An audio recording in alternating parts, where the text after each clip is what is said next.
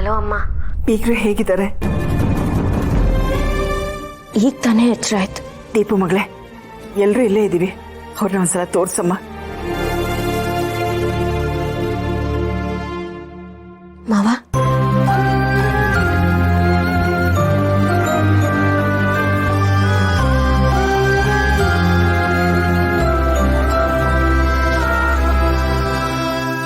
ಮಗಳೇ, ಈ ಸಮಯದಲ್ಲಿ ಅಳಿಯಂದ್ರಿಗೆ ನೀನೇ ಸ್ವಲ್ಪ ಧೈರ್ಯ ಹೇಳ್ಬೇಕು ಕಣಮ್ಮ. ಅಲ್ಲಿ ನಿಮ್ಗೆಲ್ಲ ಎಷ್ಟು ನೋವಾಗ್ತಿದ್ಯೋ, ಇಲ್ಲೂ ನಮ್ಗಷ್ಟೇ ನೋವಾಗ್ತಿದೆ. ಸದ್ಯದಲ್ಲೇ ನಿಮ್ಮ ಅಪ್ಪನ ಜೊತೆ ನಾವು ಬೀಗ್ರನ್ನ ನೋಡಕ್ ಬರ್ತೀವಿ. ನಾಳೆ ಮತ್ತೆ ಫೋನ್ ಮಾಡ್ತೀನಿ ಮಗಳೇ. ಸರಿ.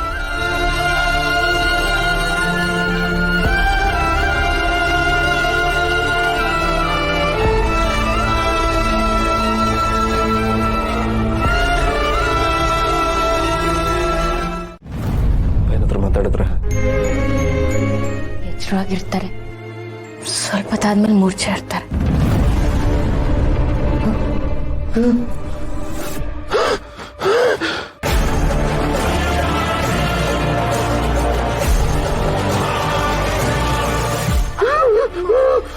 ಯಾಕೆ ಗಾಬರಿ ಆಗ್ತಿದ್ದೀರಾ? ಏನಾಯ್ತು?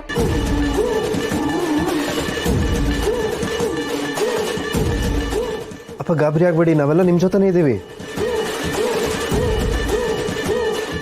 ಅಪ್ಪ ಏನಾಯ್ತು? ಯಾಕೆ ಇಷ್ಟೊಂದು ಹೆದರ್ಕೋತಾ ಇದ್ದೀರಾ? ಆ ಘಟನೆ ಏನಾದರೂ ನೆನಪಕ್ಕೆ ಆಗ್ತಿದ್ಯಾ?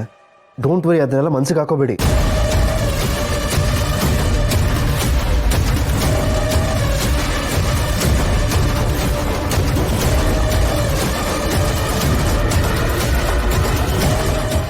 ಚಿರು, ಮಾವನ ಈ ಥರ ಡಿಸ್ಟರ್ಬ್ ಮಾಡೋದು ಬೇಡ. ನಾನು ಡಾಕ್ಟರ್ ಹತ್ರ ಮಾತಾಡಿದ್ದೀನಿ, ಹೀಗೆ ಪದೇ ಪದೇ ಅವ್ರನ್ನ ಡಿಸ್ಟರ್ಬ್ ಮಾಡ್ತಾ ಇರಬೇಡಿ ಅಂತ ಡಾಕ್ಟರ್ ಹೇಳಿದ್ದಾರೆ. ಎಲ್ಲರೂ ಸುಮ್ಮನೆ ಇದ್ರೆ ಅವರು ರೆಸ್ಟ್ ಮಾಡ್ತಾರೆ.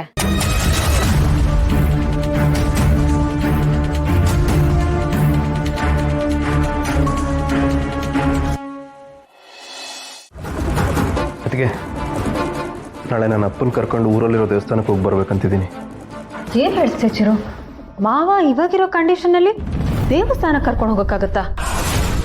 ಅವ್ರಿಗೇನಾದರೂ ಹೆಚ್ಚು ಕಮ್ಮಿ ಆದರೆ? ಡೋಂಟ್ ವರಿ ಅದಕ್ಕೆ, ಅವ್ರ ಹೆಲ್ತ್ ಕಂಡೀಷನ್ ಬಗ್ಗೆ ಡಾಕ್ಟರ್ ಹತ್ರ ಮಾತಾಡಿದೆ. ಅವ್ರನ್ನ ಯಾವ್ದಾದ್ರು ಪ್ರಶಾಂತವಾಗಿರೋ ಜಾಗಕ್ಕೆ ಕರ್ಕೊಂಡು ಹೋಗಿ ಸ್ವಲ್ಪ ದಿನ ಇರಿಸಿದ್ರೆ ಅವ್ರ ಮನಸ್ಸಲ್ಲಿರೋ ಆತಂಕನೂ ಕಡಿಮೆ ಆಗುತ್ತೆ ಅಂತ ಹೇಳಿದ್ರು. ಹಾಗಲ್ಲ ಚಿರು, ಸುಮ್ಮನೆ ಮಾವನ ಹಾಗೆ ಕರ್ಕೊಂಡು ಹೋಗೋಕ್ಕಾಗತ್ತಾ? ಅದು ನಾಳೆನೇ ಅಂತ ಹೇಳ್ತಿದ್ಯಾ? ಅಲ್ಲಿಗೆ ಹೋಗ್ಬೇಕನ್ನೋದು ಅಪ್ಪನ ಆಸೆ. ಅದಕ್ಕೆ ಹೌದಾ? ಅಪ್ಪನೇ ಅದನ್ನು ಹೇಳಿದ್ರು. ಮಾವ ಮಾತಾಡಿದ್ರ? ನೀವೆಲ್ಲ ಹೊರಟ ಮೇಲೆ ಅಪ್ಪ ಹರಕೆ ಬಗ್ಗೆ ಹೇಳಿದ್ರು. ಅಂದ್ರೆ ಮಾವ ಈಗ ಕ್ಲಿಯರ್ ಆಗಿ ಮಾತಾಡ್ತಾರಾ? ಇಲ್ಲ, ಬರೀ ಹಳ್ಳಿ ದೇವಸ್ಥಾನ ಹರಕೆ ಅಂತ ಕಷ್ಟಪಟ್ಕೊಂಡು ತೊದ್ಲುಕೊಂಡು ಮಾತಾಡಿದ್ರು. ಅದನ್ನ ದೀಪ ಅವ್ರು ಅರ್ಥ ಮಾಡ್ಕೊಂಡ್ರು. ಮಾವ ಆಸೆ ಪಟ್ಟಿದ್ದಾರೆ ಅಂದಮೇಲೆ ಹೋಗದೆ ಇರೋಕ್ಕಾಗಲ್ಲ. ಒಂದು ಕೆಲಸ ಮಾಡೋಣ, ನಾನು ನಿಮ್ಮ ಜೊತೆ ಬರ್ತೀನಿ. ನೀವು ಯಾಕೆ? ಇಲ್ಲಿ ಆಫೀಸ್ ಕೆಲಸ ಎಲ್ಲ ತುಂಬ ಇರುತ್ತೆ, ನೀವು ಅದನ್ನು ನೋಡ್ಕೊಳ್ಳಿ, ನಾನು ಹೋಗಿ ಬರ್ತೀನಿ. ಮಾವನ ಆರೋಗ್ಯ, ಅವನ ಆಸೆ ಮುಂದೆ ಅದೆಂಥ ಇಂಪಾರ್ಟೆಂಟ್ ಕೆಲಸ ಇದ್ರೂ ನಾನು ಕ್ಯಾನ್ಸಲ್ ಮಾಡ್ಕೊತೀನಿ ಚಿರು. ಅದು ಅಲ್ಲದೆ ನಿನ್ನನ್ನು ಮಾವನ್ನ ಅಲ್ಲಿ ಕಳಿಸಿ ನಾನಿಲ್ಲಿ ನೆಮ್ಮದಿಯಾಗಿರೋಕ್ಕಾಗತ್ತಾ? ಸರಿ, ನೀನು ಮೊದಲು ಹೋಗಿ ರೆಸ್ಟ್ ಮಾಡಿ. ನಾಳೆ ಬೆಳಗ್ಗೆನೇ ಜರ್ನಿ ಮಾಡಬೇಕಲ್ಲ, ಹೋಗಿ. ಸರಿ ಅದಕ್ಕೆ ಬೆಳಗ್ಗೆನೇ ಹೊರಡೋಣ.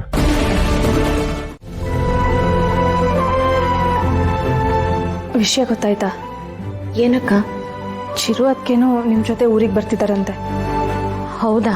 ಹೌದು, ಈಗಷ್ಟೇ ಚಿರು ವಿಷಯನ ಹೇಳ್ದ. ಅವರಾಗ ಅವರೇ ನಾನು ಬರ್ತೀನಿ ಅಂತ ಹೇಳಿದ್ರಂತೆ. ನೋಡು ದೀಪ, ನೀನು ಯಾವಾಗಲೂ ಅಪ್ಪನ ಜೊತೆನೇ ಇರು.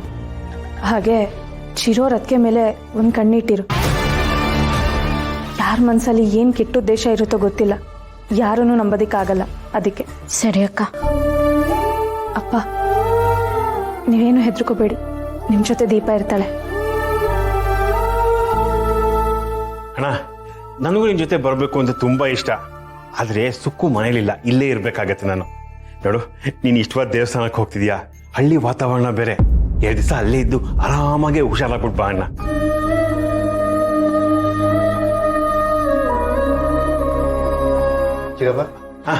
ಬರ್ತೀನಿ.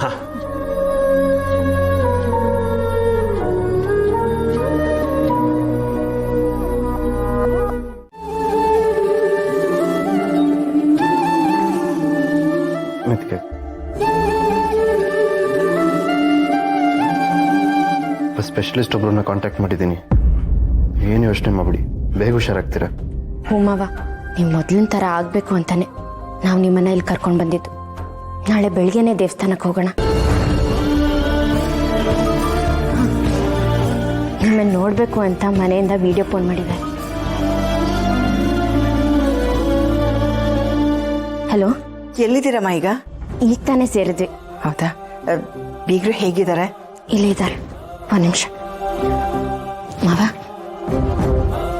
ಹೀಗಾಯ್ತು ಅಂತ ಬೇಜಾರಾಗಬೇಡಿ. ದೇವ್ರು ಯಾವುದೋ ಒಂದು ಕಾರಣಕ್ಕೆ ಹೀಗೆ ಮಾಡಿದ್ದಾನೆ.